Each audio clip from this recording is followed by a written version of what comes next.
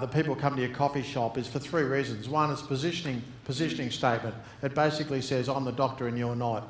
So psychologically, it sets the person up that I'm the position in authority. The other thing is too, I know in any negotiation, I must have somebody in the negotiation. And it's what's called time and exerted energy. If people don't exert energy, they're not in a negotiation. Now, let me give you an example about this. The more that somebody involves themselves through time and exertion into the negotiation, the more they're prepared to negotiate. If people don't exert any energy or any money or anything, they're not going to negotiate. Once people have started to exert either money or their time or life energy, they become more negotiable. Now, to set this up for us in such a way they can all relate to it, ladies, I'll ask the ladies in the room. By the way, if you're female in this room, could you put your hands up for 1 minute for a second? How much of the room's female? Okay, ladies, I want you to imagine this. You go out with a guy for the first time. It's a blind date.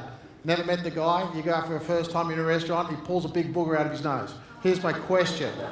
Are you going to go out with him a second time, ladies? No. But now you've been going out with this dude for 3 years. It's 3 years, you're in the relationship, he pulls a big booger out of his nose. Now what are you going to do? Are you going to piss him off or simply say, look, you dirty, filthy, slappy bull, right? But you're still in the game. Why? Because you've dropped 3 years of your life energy. Make sense? Right? That's why you ain't dusting that guy. That's how it works. You're in that baby for 3 years. You're just going to slap him around, right? Now, if he keeps doing it, you might ditch him. But first time he gets a shot. You know why? Because you've been in the negotiation for too long. Here's the thing. When I go to people's houses, they've exerted no life energy that's either their way or the highway. Now, when they come to my coffee shop, here's what they've had to do. They've had to get in the car. They've had to find the coffee shop. They've had to go for a drive for about 30 minutes. Then they've had to try and get a parking thing. They didn't. They thought they'd be 5 minutes, so they double parked. They got a ticket, $84. Then as they're walking down towards the coffee shop, a big 18-foot truck's going down and going to splash their jeans in dirt and crusty. They've finally got in. They've probably found the wrong coffee shop. They're really annoyed. I'm 10 minutes late. They've buzzed me and found they're in the wrong coffee shop. So now they get to my coffee shop. Their shirt's torn. They're seating. There's mud on the face.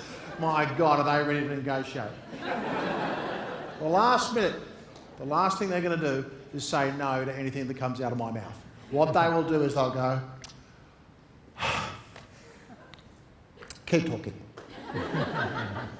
They will listen to what I have to say, and I watch their brain go, do I try to make something work here to offset how much time I've put into this, or do I just get up and walk away? I worked with a man called Alan Pease at the age of 19 with Ivan Frangi.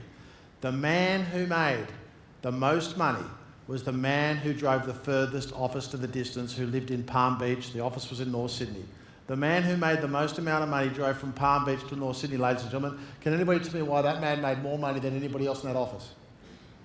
Because he sacrificed the most, 2 hours out of his life every day, and he wasn't going to go all the way to North Sydney without achieving something before he turns around at 5 o'clock and drives back.